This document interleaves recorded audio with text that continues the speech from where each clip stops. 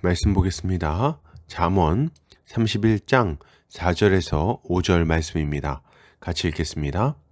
르무엘아, 포도주를 마시는 것이 왕들에게 마땅하지 아니하고 왕들에게 마땅하지 아니하며 독주를 찾는 것이 주권자들에게 마땅하지 않도다. 술을 마시다가 법을 잊어버리고 모든 공고한 자들의 송사를 굽게 할까 두려우니라. 아멘. 잠언 31장 4절에서 5절까지 왕에게 마땅하지 않은 음주라는 제목으로 말씀 보도록 하겠습니다. 신자는 술 취하지 않고 성령에 취하여 살아가기를 힘쓰는 자입니다.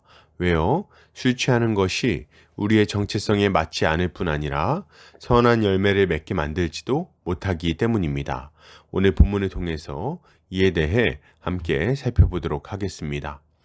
오늘 잠언 기자는 르무엘 왕에게 포도주를 마시는 것이 왕들에게 마땅하지 아니하고 왕들에게 마땅하지 아니하며 독주를 찾는 것이 주권자들에게 마땅하지 않다고 말하면서 술을 마시다가 법을 잊어버리고 모든 공고한 자들의 송사를 굽게 할까 두렵다고 말합니다. 이것을 타번역본에서는 르무엘아, 왕에게 어울리지 않는 일이 있다. 포도주를 마시는 것이 왕에게 적합하지 않으며 독한 술을 마시는 것이 좋아하는 것이 통치자들에게 합당하지 않다. 이는 그들이 술을 마시고 율법을 잊어버려 고난받는 백성들의 판결을 불리하게 할까 두렵기 때문이다. 라고 번역하고 있습니다. 본문은 포도주와 독주, 그리고 왕들에게 마땅하지 않다를 반복하면서 왕들이 술에 취하는 것이 마땅하지 않다는 것을 강조하고 있습니다. 이것은 신자가 방탕한 삶에 취하여 세월을 낭비하지 않아야 한다는 것을 교훈하는 동시에 신자는 오직 성령의 충만을 받아서 맡겨진 사명을 잘 감당해야 한다는 것을 교훈하는 말씀이라고 할 수 있겠습니다. 본문은 포도주와 독주를 마시는 것이 왕들에게 마땅하지 않다고 말하면서 술을 마시다가 법을 잊어버리고 공고한 자들의 송사를 굽게 할까 두렵다고 말합니다. 이때 법은 하카크라는 단어인데 법규를 제정하다, 통치하다 등의 의미를 가지고 있습니다. 그리고 공고하다는 오니라는 단어인데 고생, 고통, 가난, 빈곤 등의 의미를 가지고 있어요. 그리고 굽게 하다는 샤나라는 단어인데 반복하다, 다시 하다 등의 의미를 가지고 있죠. 그러니까 정리해 보면 포도주와 독주를 마시는 것이 왕들에게 마땅하지 않은데 그 이유는 법을 만들고 재판하는 것을 잊어버리고 가난하고 고통 가운데 있는 자들의 재판을 반복하게 될 것이기 때문이라고 말하는 것입니다. 먼저 살펴볼 부분은 포도주를 마시는 것이 왕들에게 마땅하지 않다는 부분입니다. 여기서 주목할 부분은 술을 마시는 것이 마땅하지 않다는 것을 조금씩 강조점을 바꾸어서 표현한다는 점입니다. 첫 번째 부분에서는 그냥 포도주를 마시는 것이 왕들에게 마땅하지 않다고 말하는데 다음 부분에서는 곧바로 이어서 왕들에게 마땅하지 않다고 말합니다. 이것은 포도주를 마시는 것이 별로 마땅하지 않은 일인데 왕들에게는 더더욱 마땅한 일이 아니라고 말하는 것입니다. 그리고 바로 이어서 포도주의 성격을 독주라고 규정하고 그것을 찾고 추구하고 즐기는 것이 마땅하지 않다고 말하는 것입니다. 이것은 왕이 포도주를 마시는 것이 가지고 있는 두 가지 문제점을 지적하고 있습니다. 첫 번째 문제점은 포도주를 마시는 사람의 직분이 왕이라는 점입니다. 그는 왕이에요. 왕은 하나님의 대리인으로서 하나님의 백성들을 다스리는 역할을 맡은 자들입니다. 그렇기에 왕은 위로는 하나님의 종으로서 하나님의 뜻을 정확하게 분별할 수 있어야 하고 아래로는 하나님의 대리자로서 가난하고 소외된 백성들을 세심하게 살펴야 하는 것입니다. 당연한 말이지만 하나님의 뜻을 분별하는 것은 그렇게 간단한 일이 아닙니다. 어떤 사안이 생길 때마다 하나님께 기도해서 구체적인 답을 얻는 것이 아니기 때문입니다.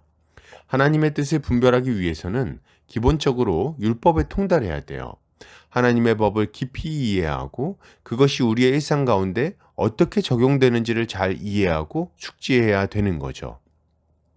그리고 간단하게 적용하기 어려운 상황이나 문제가 생기면 그때마다 하나님께 나아가 또한 기도하며 그의 뜻을 묻기도 해야 하는 거죠.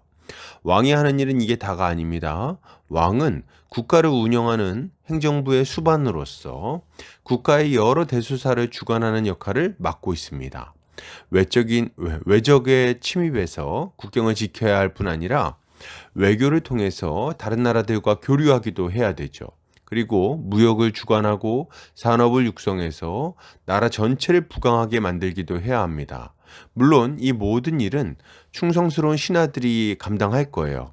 그러나 그렇다 하더라도 왕은 신하들을 살피고 그들이 진행한 여러 사업들을 점검하고 승인해 주어야 하는 것입니다. 만약 왕이 이 일을 부지런히 하지 않는다면 그 나라 안에는 부정부패가 자리 잡게 될 것이고 산업은 쇠퇴하게 될 것입니다. 또한 왕은 아래로 백성들의 형편을 살펴야 합니다. 백성들이 여러 가지 송사를 가지고 올 때 그것을 잘 듣고 조사해서 갈등을 조정하거나 혹 죄가 드러난다면 범죄한 자들은 심판해야 하는 겁니다. 일반적으로 왕에게까지 올라오는 문제들은 매우 복잡할 수밖에 없어요. 왜냐하면 간단한 문제들은 각 성읍과 지파 안에서 얼마든지 해결할 수 있었기 때문입니다. 그러니까 왕 앞에까지 온 문제들은 기본적으로 매우 골치 아픈 문제들이라고 할 수 있는 거예요. 왕은 이런 문제들을 하나님의 말씀에 기초해서 가장 지혜롭게 해결해야 하는 거죠. 이상의 내용을 살펴보면 왕이라는 직분 자체가 가지고 있는 무게가 얼마나 큰지를 금방 알 수가 있습니다. 그런데 이런 중차대한 일을 맡고 있는 왕이 술에 취해 있으면 어떻게 되겠습니까? 술은 우리의 이성을 억제시키고 뇌 기능을 위축시킵니다. 그래서 어떤 문제나 상황을 맞닥뜨렸을 때 그것에 대해서 기민하고 명민하게 대처하지 못하게 만드는 거죠. 그런데 이런 상황에서 무슨 하나님의 뜻을 분별하고 백성을 다스릴 수 있겠습니까? 왕이 포도주를 마시는 것의 두 번째 문제점은 왕에게 맡겨진 백성들의 처지가 여유롭지 않다는 점입니다. 당시는 농경사회였기 때문에 평상시 백성들은 부지런히 농사를 짓고 가축을 길러야 했습니다. 이것은 잠깐만 생각해 봐도 매우 팍팍한 삶이라는 것을 알려줍니다. 농사 짓는 일반 백성들에게 여름 휴가나 겨울 휴가가 있었겠습니까? 자신이 피곤하다고 소나 양에게 먹이를 안 먹일 수 있었겠냐는 거죠. 그럴 수 없죠.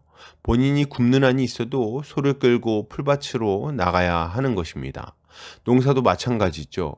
새벽같이 일어나서 일하고 날이 어둑해질 때 들어와야 되는 겁니다.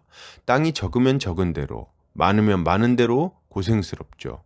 그런데 갑자기 억울한 일을 당해서 왕에게 송사를 하러 간 것입니다. 전화로 물어본 게 아니죠. 예루살렘까지 먼 길을 걸어서 간 것입니다. 어찌하든지 간에 문제를 잘 해결받고 근심을 털어버려야 하기 때문에 바쁜 일정을 쪼개고 이웃들에게 아쉬운 소리 해가면서 재판을 받으러 온 것입니다. 그런데다가 찾아왔다고 곧바로 만날 수나 있습니까? 순번 기다리면서 대기해야 되죠. 온 이스라엘에서 재판받으러 올라올 테니까 당연한 일입니다. 그런데 이렇게 힘들게 왕 앞에 섰는데 왕이 술에 취해서 정신 못 차리고 있다면 그러면 어떻겠습니까? 심지어는 판결을 받고 이제 짐을 싸고 있는데 아침에 왕이 잠이 깨가지고 다시 부르면 어떻게 하냐는 거죠.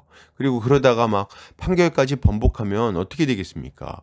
이 가난한 백성은 전보다 더 큰 고통을 겪을 수밖에 없는 것입니다. 그렇기 때문에 왕이 독주를 찾아 마시는 것이 매우 마땅하지 않다고 말할 수밖에 없는 거죠. 이것은 신자가 이 땅에서 살아갈 때 무엇을 주의해야 하는지를 아주 잘 알려주고 있습니다. 신자는 왕 같은 제사장으로서 하나님께 부여받은 사명이 있는 자들입니다. 우리가 받은 바 사명은 무엇입니까? 우리는 땅끝까지 복음을 전해야 됩니다. 듣는 자들을 제자로 삼아 주님께서 명령하신 모든 것들을 가르쳐 지키게 해야죠. 또한 우리는 교회를 건강하게 세우고 거룩한 교회로서 하나 되어 함께 살아가기를 힘써야 합니다. 이것이 우리가 받은 사명이라고 할 수 있는 것입니다. 우리는 이 사명을 감당하기 위해서 영적으로 예민하게 깨어 있을 필요가 있는 거예요. 이 세상 풍조가 우리를 휩쓸어 가려고 하고 원수 마귀가 우는 사자처럼 두루 다니면서 우리를 유혹하고 핍박하며 우리의 옛사람의 정욕이 계속해서 우리를 뒤흔들기 때문에 그렇습니다. 교회 외적으로는 세상의 핍박이 있고 교회 내적으로는 분열과 다툼의 위험이 있습니다. 그러니 이 모든 어려움을 이겨내고 사명을 잘 감당하기 위해서는 반드시 근신하고 깨어 있어야 하는 것이죠. 자, 그러면 근신하고 깨어 있다는 것은 무엇을 말하는 겁니까? 이것은 술 취함과 방탕함으로 마음이 둔해져 있지 않은 상태를 말합니다. 실제로 술에 취하지 않아야 된다는 말이기도 하고 술로 대표되는 방탕한 삶에 젖어 있지도 않아야 된다는 말이기도 합니다. 우리는 술이나 성공이나 쾌락이나 걱정이나 근심에 젖어 있지 않아야 됩니다. 이런 것들에 사로잡혀서 마음이 둔해지지 않아야 되는 거예요. 그럼 어떻게 해야 됩니까? 우리는 근신하고 깨어서 말씀을 연구하고 하나님께 기도하며 성도 간의 친밀한 교제를 나눠야 하는 겁니다. 이것만이 우리의 영혼을 힘있게 만들어 주는 거예요. 그러므로 여러분, 이것을 생각할 때 신자가 가져야 될 마땅한 모습은 무엇일까요? 가장 먼저 신자는 방탕한 삶에 빠지지 않도록 주의해야 되겠습니다. 육신의 정욕과 안목의 정욕과 이생의 자랑에 사로잡히지 않아야 되겠어요. 이런 것들이 마음을 지배하지 못하게 해야 됩니다. 말씀을 통해서, 기도를 통해서 이런 것들과 대적해야 돼요. 이것이 우리를 깨어있게 하는 것입니다. 또한 신자는 주께서 우리에게 맡겨주신 사명을 잘 감당하기 위해서 최선의 노력을 다해야 되겠습니다. 맡겨진 직무가 중차대하니 더더욱 수고를 해야 되는 거예요. 그러니 우리는 술 취하지 말고 오직 성령의 충만함을 받아야 하는 것입니다. 이렇게 할 때 주님은 우리를 통해서 비로소 하나님의 역사를 힘있게 이루어 가실 수 있을 것입니다. 결론을 드립니다. 여러분, 방탕한 삶을 살지 않으시기 바랍니다. 술 취하지 말고 성령 충만 받으시기 바랍니다. 이렇게 할 때 주님은 우리를 착하고 충성된 종이라 칭찬해 주실 것입니다. 오늘도 주님의 지혜로 승리하는 성도님들 되시기를 주의 이름으로 축복합니다.